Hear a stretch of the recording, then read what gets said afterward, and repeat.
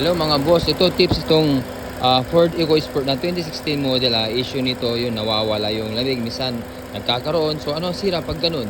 Kapag ganun na mangyari sa inyo, yung ano natin, yung sensor nito sa compressor, yung ECB nya. Okay, kagaya nyo, no? Hindi gumagana, di ba? Pero naka-on na yung AC. Ayun, naka-on na yung AC. Ano, minsan lumalamig to, ma'am, di ba? Minsan nawawala. Ano po, pag na-under, Okay. malamig siya. Pero pag naka-idle, ano, Oh, yan. Naka-on yung AC, di ba? Pag ano nga, ma'am, pag gas, pag revolution. Revolution. Ayan, oh. Sige, revolution. Sige, gas mo. Oh, ayan, mga kabay, no? Yung rating niya, ganyan na. Halos ayaw bumaba. Pumapalo lang ng 78 PSI. Ayan, pag bumaba yan, lalamig yan na maganda. Okay, ayun, bumababa na siya, bumababa, yan. Okay, yan, bumababa siya. Pag ganyan, bumubumba na yung compressor. Okay, yan, tanungin natin sa ma'am kung lumalamig na. Yan, lumalamig na eh. Lumalamig na. malamig na. Oh, pag ano na mangyari sa inyo mga kabahayan, yan, gagawin natin to. Hindi yung buong compressor agad. Okay, so ito yung before mga kababayan So, papalitan natin yung yung sa sensor sa compressor niya, yung ECB niya. Okay, watch this. So, ito may ipapalit natin. Kaya, pag ano na mangyari siya, nawawala-wala, nagkakaroon ng wala. So, yan na. Ano na buong compressor. Okay, so yan o. Paano bang magkabit yan? So, yan lang. Tinanggal lang natin yung lock. Tapos, yan hindi na tayo nagbaklas ng compressor. Dinutot natin yan. Siyempre, bago natin ikabit, lagyan natin ng pampadulas. Langis. Oh, yung mga gusto mag-DIY, ayan ang ano niya, pagka-ECB valve niya. At saka yung pag magpapalit ka dyan, magpapasingaw ng preyon yan mga kababayan. Hindi pwedeng hindi ka magpasingaw ng preyon. Kaya pag mag-alis kayo niya, ganyan pasingaw nyo na dahil baka biglang tatanggalin nyo yan. Ayun, sasabog yung preyon sa ano nyo, sa mukha nyo. So kailangan ipasingaw muna. So ang tips natin guys, at saka kailangan may special tools tayo, no? Stop. Let's go.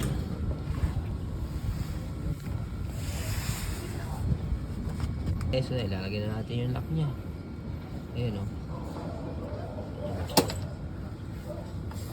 Ayan guys.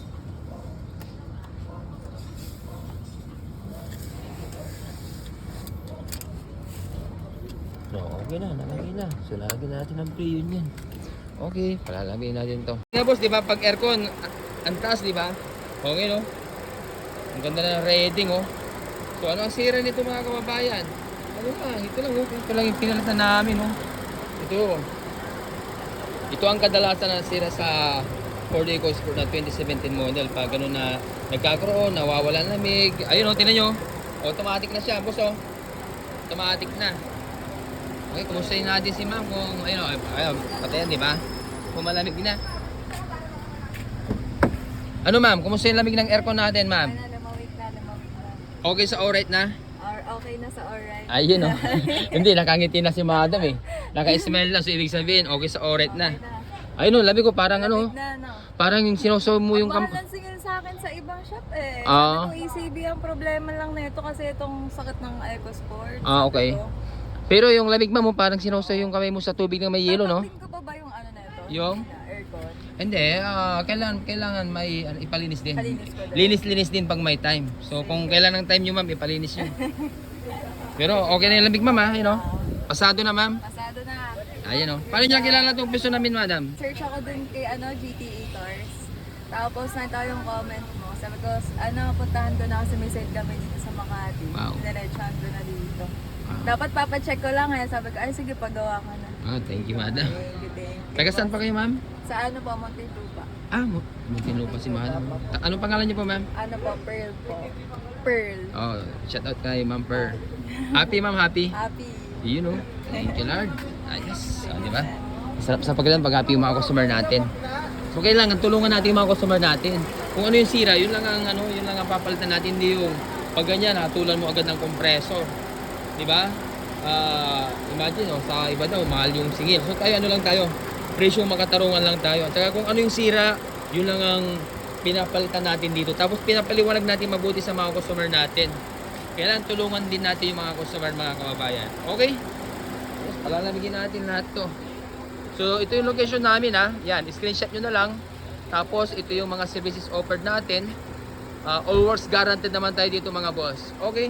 Ayaw mga gusto magpayos, punta lang po kayo dito. So malamig dito sa pwesto natin. Ano? Yan. Okay. Thank you Lord.